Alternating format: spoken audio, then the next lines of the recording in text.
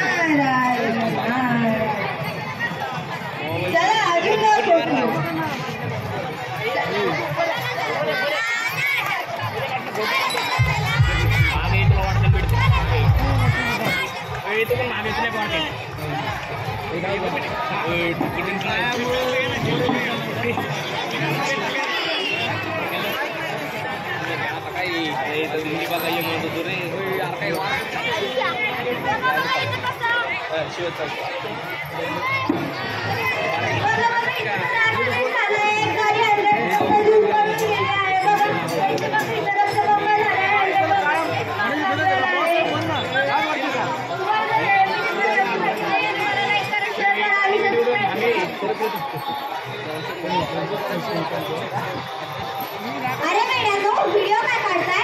या मोबाईलचा दुरुपयोग करू नका। या मोबाईलचा योग्य वापर करा। ॲम्ब्युलन्स बोलवा, हॉस्पिटलला फोन करा, पोलीस स्टेशनला फोन करा आणि या मुलांना हॉस्पिटलमध्ये नेऊन उपचार सुरू करा।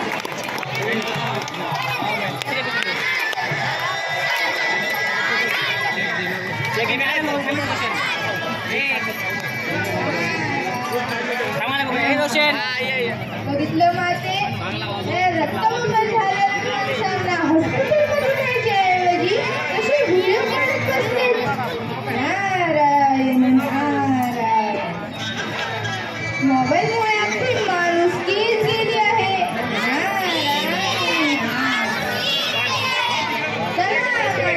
अजून दाखवतो।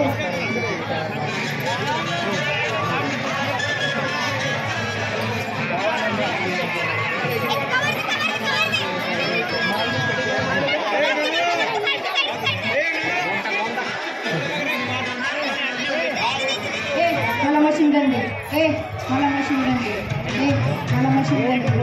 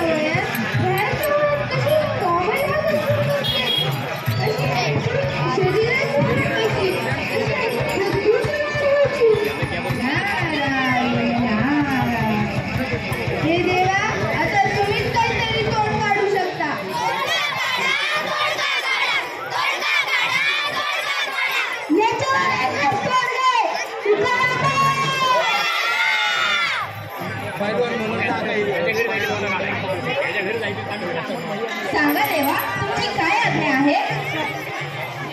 तुकारामा, तुला तर माहितीच आहे पृथ्वीवर काय चाललं आहे. या मोबाईल लावण्याचे यंत्र आणि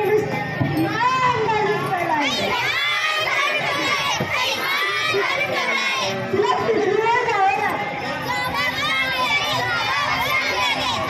नाही देवा. मी तुम्हाला सोडून कुठेही जाणार नाही. तुला आवाज लागो, हा माझा आदेश आहे. आता आदेश आहे म्हटल्यावर जावंच लागेल. चला नारद मुनी, पृथ्वी तलावर जाऊया.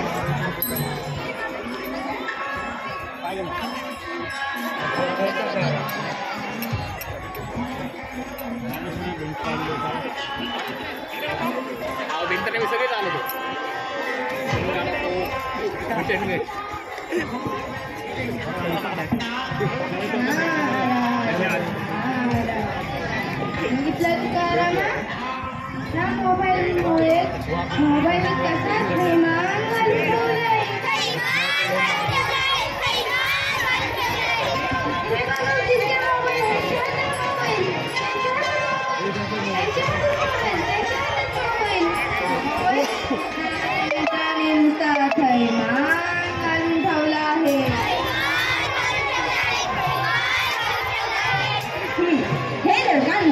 देवाच्या आज्ञेवरून मी तुमचं प्रबोधन करण्यासाठी आलो आहे.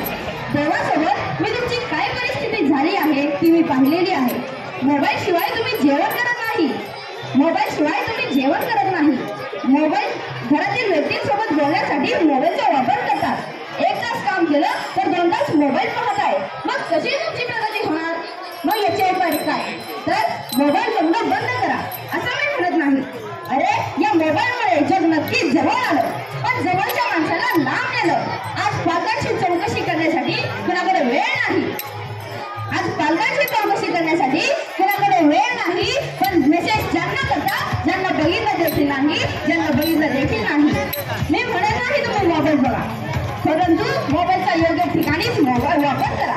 उदाहरणार्थ, जर एकमेकांशी महत्वाचा संवाद किंवा संदेश पाठवायचा असेल तर मोबाईलचा वापर करा.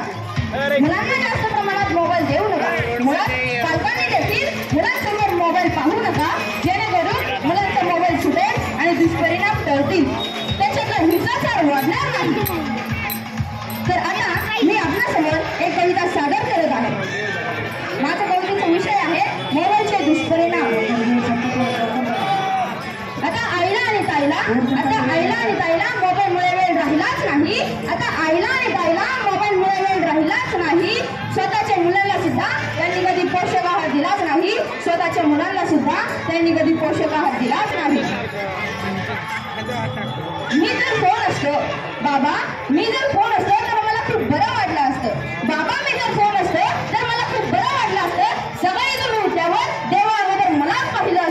सकाळी तुम्ही उठल्यावर देवा अगोदर मलाच पाहिलं असतं.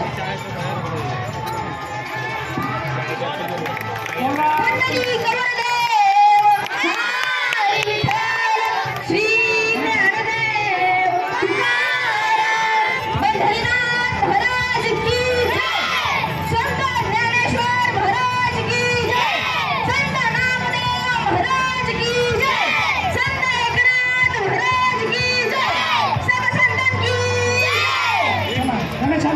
धन्यवाद.